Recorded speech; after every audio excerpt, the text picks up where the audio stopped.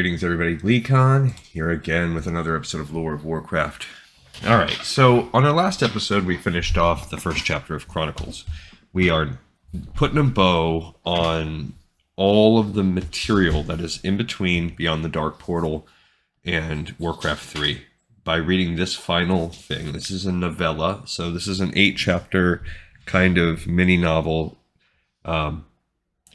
written by Chris Metzen. So there's some things of note we should talk about for a second before we get into actually reading this, which I have, I know a little bit about what it's about. We'll talk about that too. So sometimes I go on the Reddit message boards and I look at, particularly there's the Warcraft lore message boards, and I like a lot of the questions, and sometimes if I have a little bit of a insight into the answer, I'll try to pop an answer into what I think, and also do some promotion, some shameless self-promotion of this channel. But recently I read one and it was talking about Chris Metzen and basically about his centrality in creating all of the Warcraft lore, and what was the complexion of the Warcraft universe's lore now that he's been gone. Well, I very quickly, my answer was just, hey, their lore is really a collaborative effort, and check out my channel kind of thing.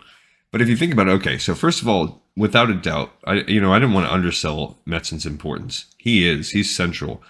He essentially wrote the scripts, especially for the early games, for Warcraft, for Diablo, for StarCraft, and the dude's got some chops. However, let's also not pretend that he's sitting in a writer's room by himself doing it. If you watch any of the BlizzCon panels, you can watch them on YouTube.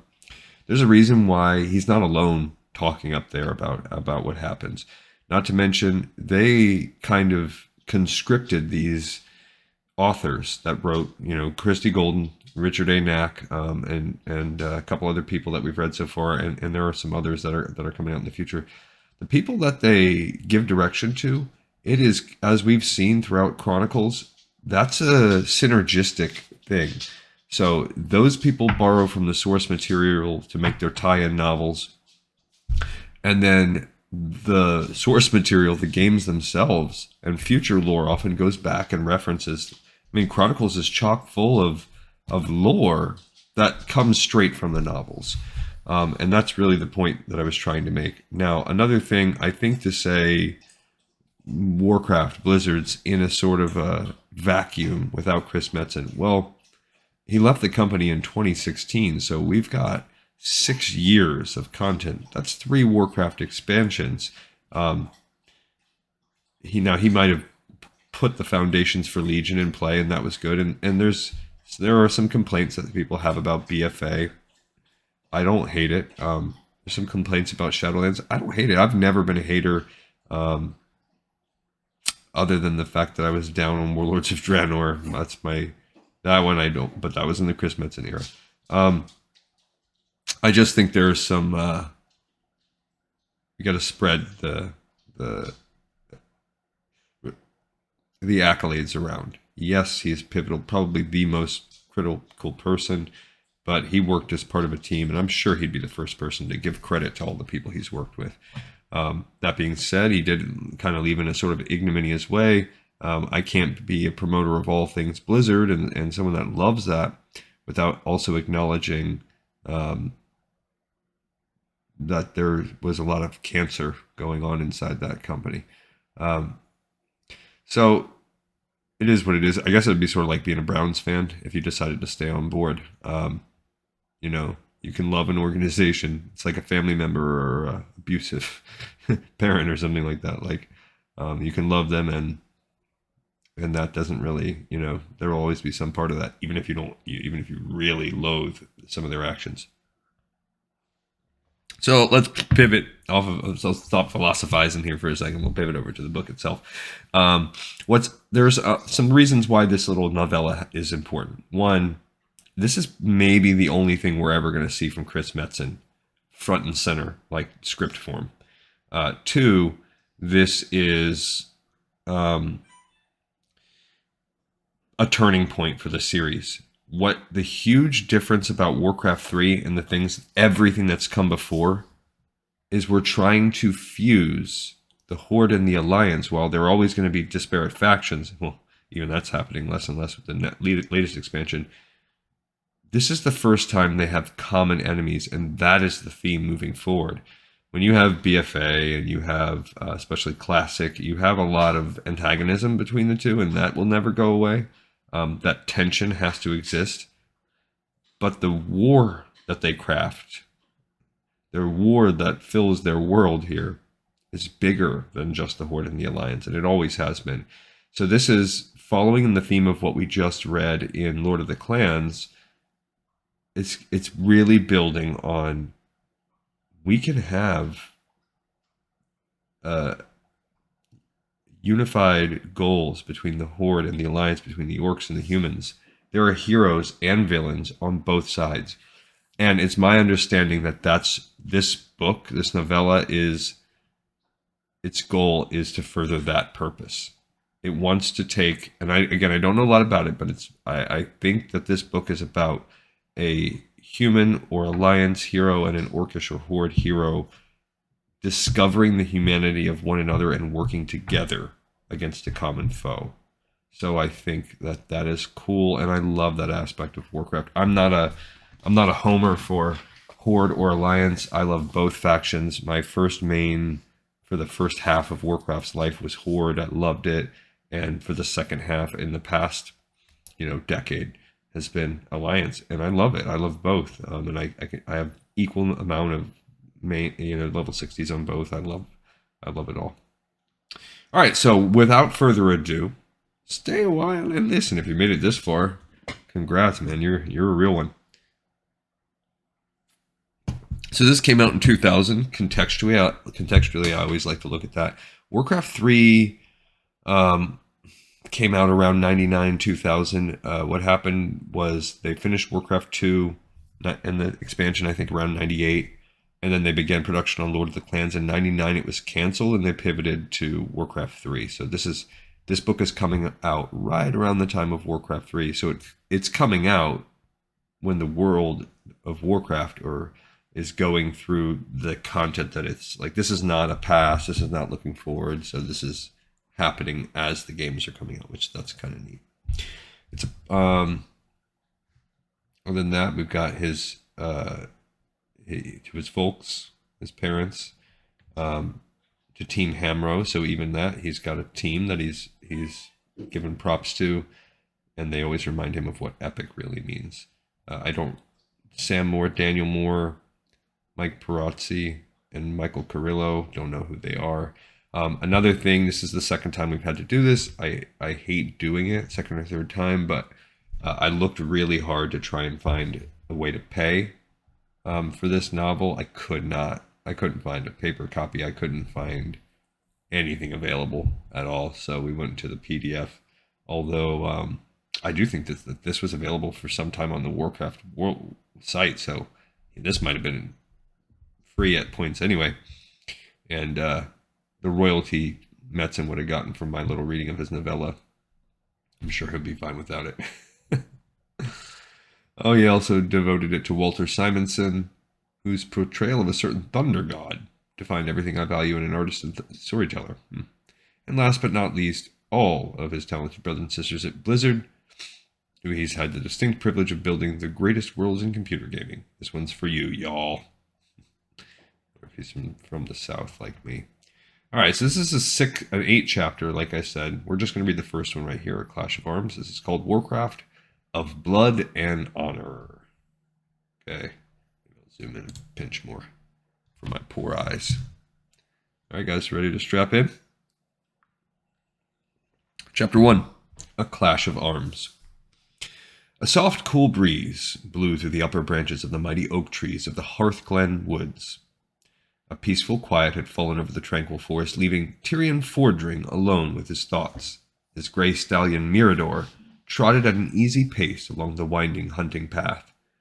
Though game had been strangely scarce for the past few weeks, Tirion came to hunt here whenever the opportunity presented itself. He preferred the grandeur and crisp air of the open country to the musty confining halls of his keep. He had been hunting in these woods since he was a small boy, and knew their numerous winding trails like the back of his hand. This was the one place he could always find refuge from the burdens and bureaucratic pressures of his station.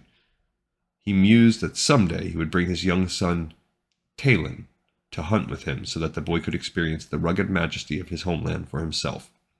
All right, so we have setting and we have place. This is obviously taking place in Lordaeron. And it seems like our human hero is going to be Tirion, who is, that's the perk of being one of the main story writers of the game. You write a hero, he's going to be in the games. And so this is one of the main paladins we've talked about that formed that original paladin crew. And why is the game strangely absent? Well, we've already touched on as well that the plague is in its beginning forms here in Lordaeron. Lord Paladin Tirion Fordring was a powerful man. He was strong in both mind and body and was counted as one of the greatest warriors of his day. Though he was slightly over 50 years of age, he still looked as fit and dynamic as he had when a younger man. His signature bushy mustache and his neatly trimmed brown hair were streaked with gray, but his piercing green eyes still shone with an energy that belied his years. Yeah, so it's a good thing that he eventually does become sort of undead, because now he would be like 80 years old now. Tirion was the governor of the prosperous Alliance Principality of Hearthglen, a large forested region nestled at the crossroads between the towering Alterac Mountains and the mist-shrouded shores of Darrowmere Lake. He was respected as a just governor, and his name and deeds were honored throughout the kingdom of Lordaeron. His great keep Mardenhold was the center of commerce and trade for the bustling region. The citizens of Hearthglen took great pride in the fact that the keep's mighty walls had never fallen to invaders, even during the darkest days of the Orcish invasion of Lordaeron. Yet of late, Tirion was disgruntled to find a different kind of army scurrying worriedly through the halls of his home. Okay, I think that they retcon that geography a little bit. Hearthglen is more kind of like a valley up to the north. It's not exactly right between Darrowmere and the Alterac Mountains. Second, his home, therefore, is, I believe, going to serve as the main base of the Scarlet Crusade. So I wonder how Tirion and the Scarlet Crusade are related. In recent weeks, the keep had been overrun with traveling dignitaries and representatives from the various nations of the Alliance, who passed through Hearthglen on their secret diplomatic errands. He had met with many of them in person, offering his hospitality and assistance wherever he could. Though the dignitaries were appropriately appreciative of his efforts, Tirion could sense a growing tension within all of them. He suspected that they were charged with carrying dire news directly to the Alliance High Council. Try as he might, he could not discern the specifics behind their urgent communiques. Yet Tirion Fordring was no fool. After 30 years of serving the Alliance as a paladin, he recognized that only one thing could cause the otherwise stoic emissaries to be so troubled. War was returning to Lordaeron. Setting up Warcraft 3. It had been nearly 12 years since the war against the Orcish horde had ended. It was a terrible conflict that had raged across the Northlands, leaving many of the Alliance kingdoms razed and blackened in its wake. Too many brave men fell before the rampaging horde was finally stopped. Tirion had lost a number of good friends and soldiers over the course of the war. Though the Alliance had rallied at the 11th hour and pulled victory from the clutches of certain defeat, it had paid a heavy price. Almost an entire generation of young men had selflessly given their lives to ensure that mankind would never be slaves to savage orc overlords. Near the war's end, the battered and leaderless orc clans were rounded up and placed within guarded reserves near the outskirts of the Alliance lands, though as a precautionary measure it was necessary to police the reserves with full regiments of knights and footmen. The orcs remained docile and passive. Indeed, as time passed, the orcs seemed to lose their raging bloodlust completely and lapse into a strange communal stupor. Some supposed that the foul brute's lethargy was brought on by inactivity, but Tirion remained to be convinced. He had seen firsthand the orcs' brutality and savagery in battle. Memories of their heinous atrocities had plagued his dreams for years after the war. He, for one, would never believe that their warlike ways had left them completely. And we learned in the last novel the lethargy is caused by the kind of draining out of them of the demonic energies. So it's like a withdrawal. Tirion prayed every night, as he always had, that conflict would never endanger his people again. Perhaps naively, he hoped fervently that his young son would be spared the rigors and horrors of war. As a paladin, he had seen far too many children orphaned or left for dead over the course of the tragic conflict. He wondered how any child could not become cold and disassociated when faced with terror and violence all around them. He would certainly never allow that to happen to his own boy. That was certain. Yet despite his best wishes, he could not ignore the reality of the present situation. His closest aides and advisers had been telling him of the grim rumors for months now, that the orcs were once again on the move. Hard as it was to believe, the presence of so many emissaries in his keep confirmed it to be true. If the orcs were foolish enough to rise up again, he would do whatever it took in order to stop them. Duty had always been the one constant in his life. He had spent the majority of his years defending Lordaeron in one way or another. Though he had not been born a noble, his enthusiasm and honor had won him the rank of knight at the tender age of 18. Tirion served his king with undying loyalty and won a great deal of respect from his superiors. Years later, when the orcs first invaded Lordaeron, intent on crushing civilization, he was one of the first knights to be given the honor of standing with Uther the Lightbringer and being anointed as a holy paladin. Uther, Tirion, and a number of devout knights were handpicked by the Archbishop Alonsus Fowl to become living vessels of the Holy Light. Their special sacred charge was twofold. Aided by the Holy Light, the paladins would not only lead the fight against the vile forces of darkness, but heal the wounds inflicted upon the innocent citizens of humanity as well. Tirion and his fellows were given the divine power to heal wounds and cure diseases of every kind. They were imbued with great strength and wisdom that enabled them to rally their brethren and give glory to the light. Indeed, the paladins' leadership and strength helped to turn the tide of the war and ensure the survival of humanity. Though his own light-given powers had waned somewhat over the years, Tirion could still feel strength and grace flow through his aging limbs. Surely he would have strength enough when he needed it the most. For his son and for his people, he would have strength enough, he vowed.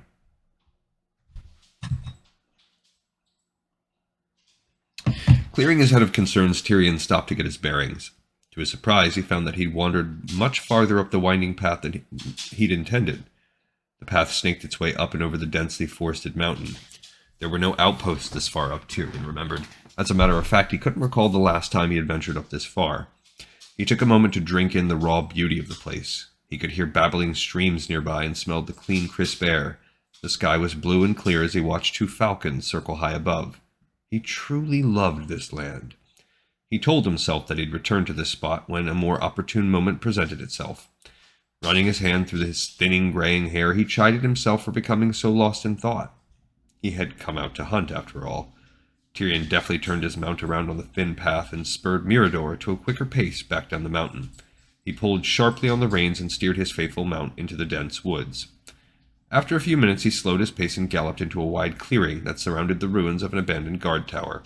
He stopped near the old tower's base and peered up at the lonely structure. Like many other ruins that dotted the land, it was a painful reminder of a darker time. The tower's walls were broken and scarred by blackened blast marks, obviously the work of orcish catapults, he thought. He remembered how the destructive machines had hurled their fiery projectiles from great distances and devastated entire villages during the war. He wondered how the ruined structure could still be standing after having been left to the unforgiving elements for so long. While examining the tower's base, he caught sight of strange tracks upon the ground. He dismounted to inspect them. His blood nearly froze in his veins as he realized that the oversized tracks had not been made by any man, and that they were fresh. Tirion quickly looked around and found more tracks scattered throughout the clearing. He surmised that orcs had been here within the past few days at least. Could the vile brutes be mobilizing so soon, he wondered? No, there had to be some other explanation. Hearthglen's borders were secure. There was no way that a group of orcs could go undetected in his land for any length of time. Subtlety of all things was definitely not a part of their nature. His scouts and guardsmen would have been alerted to any orcish incursion into Hearthglen immediately upon their arrival. Yet the fresh tracks were there, just the same. Tirion walked Mirador around to the back of the tower and drew his heavy bastard sword from the scabbard attached to his saddle. He wished fervently that he had brought his mighty warhammer instead. Though he was well practiced with the blade, he would have preferred to wield his traditional hammer, as all paladins did in the face of danger. As stealthily as he could, Tirion crept around the tower and entered through what was left of its front door. A number of large wooden beams had fallen from the rickety ceiling and splintered all over the chipped stone floor. He inspected the dilapidated guard room and found a small makeshift fire pit near a ragged patchwork bedroll.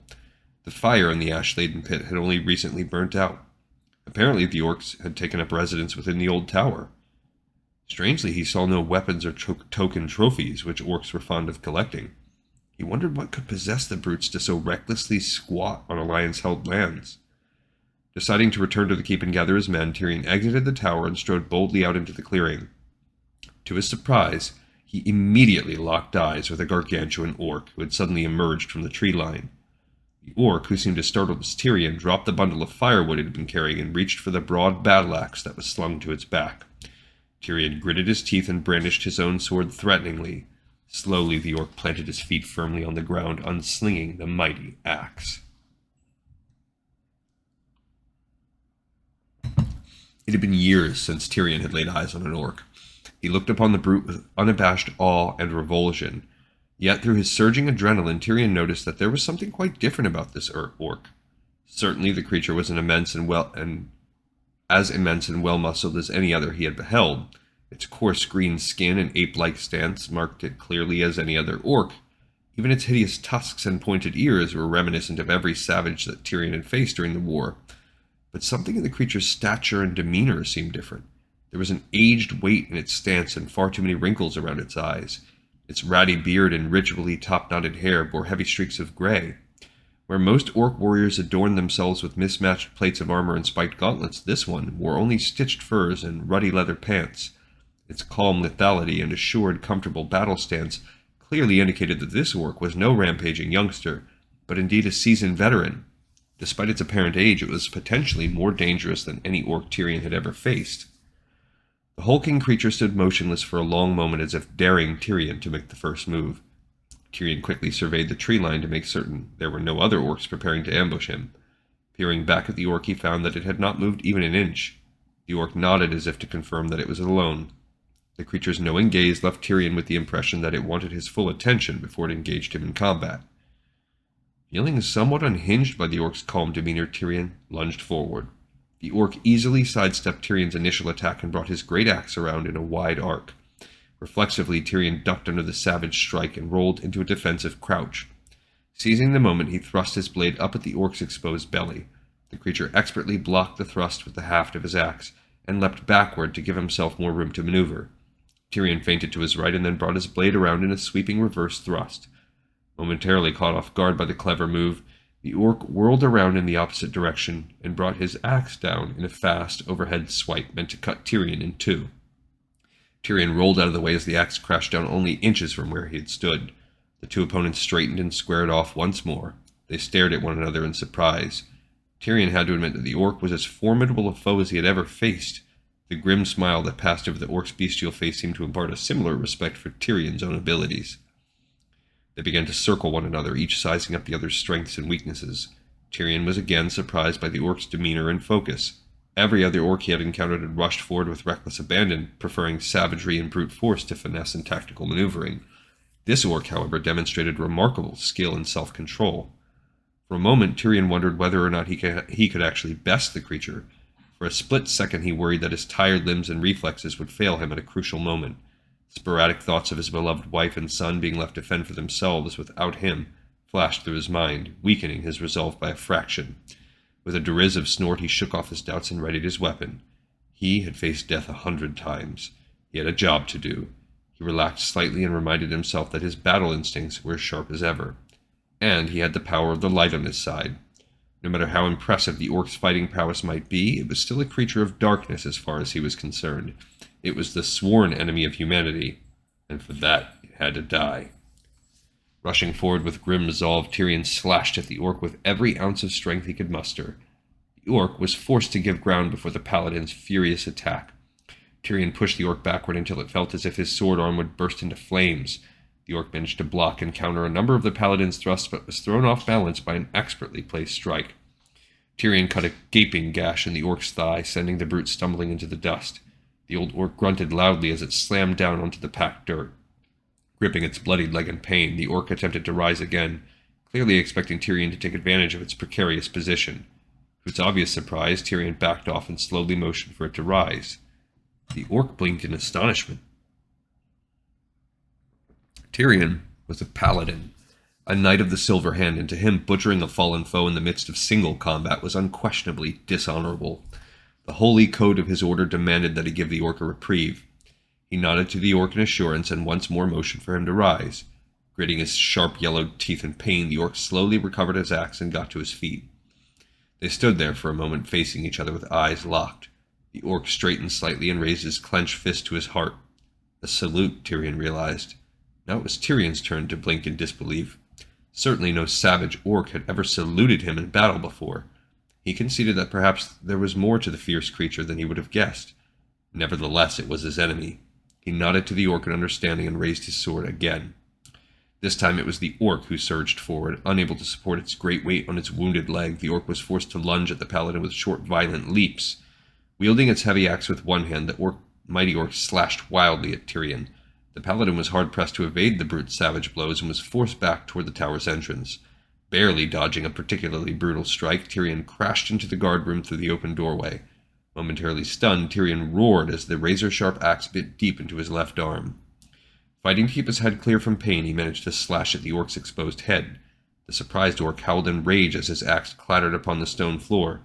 Tirion moved in, hoping to end the duel as quickly as possible. Instantly, the orc grabbed hold of a fallen beam and swung at the advancing paladin. Tirion backed up a pace as the orc swung the beam in a clumsy arc. The beam smashed into the brittle wall. Dust and loose rock rained down from the high ceiling. The remaining beams creaked and groaned as the tower's walls shifted their weight. Tirion continued his attack, cutting the orc's makeshift weapon to splinters with every fevered strike. Realizing the desperate nature of its situation, the orc dropped what was left of the beam and lunged straight at Tirion with its sinewy arms outstretched. Howling in fury, the massive orc reached out for Tyrion's throat. The paladin managed to stab the orc once before the full weight of the creature's body slammed into his. The two entangled combatants crashed into the weakened wall as the rickety ceiling finally gave way and collapsed down upon them. Tirion woke to the sounds of creaking timber and clattering stone. He blinked as thick clouds of dust settled all around him. All else was black in the shattered guard room. His body was numb, but he could feel a great pressure upon his chest. As the dust cleared, he could see that he was pinned under a large split beam. His legs, too, were pinned beneath immense chunks of mortar. Frantically, he looked around for any sign of the orc. He would be defenseless if the creature decided to finish him off. Reaching down, he grabbed hold of the beam and heaved with all of his remaining strength. The beam toppled to the side and clattered against the rubble. Pain immediately flooded Tyrion's body. His head swam as the open cut on his arm gushed his precious blood upon the floor. He attempted to lift himself up and felt an acute burst of pain as his broken ribs ground against one another. His right leg, too, felt like it might be broken beneath the heavy blocks of mortar. His battered body reeling from agony and exhaustion, Tirion felt as if he would black out. He could hear the remaining walls of the structure creaking and groaning. The whole tower was going to collapse. With consciousness rapidly slipping away, Tirion sensed a rustling behind him. Fighting to stay awake, Tirion barely turned to see the orc's green, menacing hands reaching out for him. His gasp of terror was cut short as blackness overtook him. All right, so I am curious as to who this orc is. Is it someone? Oh, maybe it's Eitrig. Maybe. I'm just trying to think of who's an older, experienced orc that we might know of. And if this, obviously it can't be like Thrall or Doomhammer. Doesn't match the description. I'm wondering if it's Eitrig. If I had to guess, of an orc that's been off living on his own, who has honor, who's older, he fits the description. Okay, so we have their little fight, and this is obviously setting them up for, they've both given each other, treated one another honorably, and they're probably going to be too banged up to fight, and maybe this is how they kind of start developing this grudging respect. And there's got to be another thing I noted is, we just went through one chapter in the book, not a single line of dialogue. We had some internal monologuing, but not even in a dialogue sense, so that makes for very dense reading. And I think it kind of speaks to, I mean, we'll see if dialogue erupts, but I think it speaks to Metzen's experience as like a script writer for games and not like a novelist. All right, cool. We got another episode in the pipe, 5x5. I thank everybody so much for watching and listening, and I will see you next time on Lore of Warcraft.